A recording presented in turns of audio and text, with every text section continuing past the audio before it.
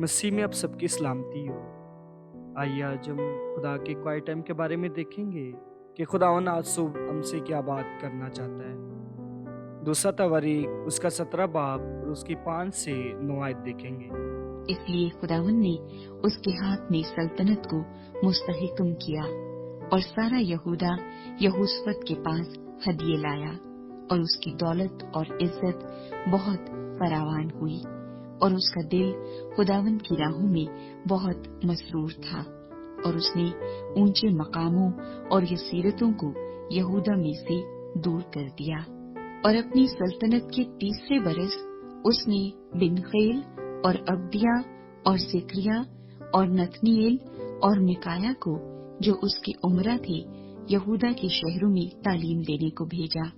और उनके साथ ये लावी थे यानी सिमाया और नतनिया और जबदिया और असाहील और सिमर अमूत और यहूनतन और अदूनिया और तूबिया और तोब अदूनिया लावियों में से।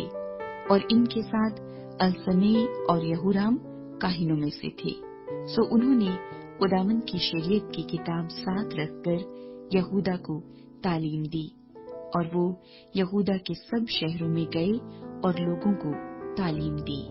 यहाँ पर जब हम इन सारे पैसेज पर गौर करते हैं कि यूसुफ बादशाह ने एक डगमगाती हुई कौम को खुदावन के पास दोबारा वापस लाने की एक बड़ी जिम्मेदारी कबूल की। यहाँ पर जब हम देखें तो जो खिदमत खुदावन ने यूसुफ बादशाह को दी उसने बड़ी दयानतदारी के साथ, बड़ी फर्माबरदारी के साथ की और बहुत सारे शहरों को उसने तामीर भी किया, बनवाया।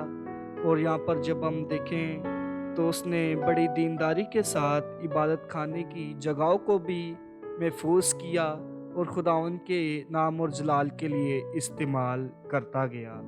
और उसके जो इर्द गिर्द के सारे बुत परस्ती करते थे उसने उनको छुटकारा दिया सारी कौम को और उसे बाहर फेंकवा दिया। क्योंकि यहाँ पर जब हम देखें तो जब यूसुफ बादशाह खिदमत के लिए आगे बढ़ता है तो खुदावन भी उसे सारी कामयाबी बख्शता है।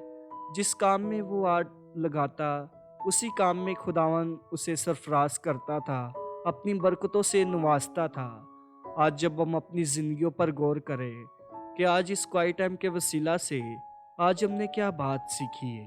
क्योंकि जब हमें खुदावन अपनी खिदमत के लिए बुलाता है कि हम दयानतदारी के साथ, फर्माबरदारी के साथ करते हैं, उसके हुक्मों को मानते हैं या नहीं मानते हैं। क्योंकि आज हमें अपने गुनाह का इकरार करना है, जो भी हमने गलती खताएं की है, और हमेशा अपनी बदनों से खुदावन के नाम को जलाल देने की ज़रूरत है। फिर जब हम जिस काम में भी हाथ लगाएंगे उसी में खुदावन हमें सरफराज करेगा और अपनी बरकतों से नवाजेगा। आमीन। God bless you.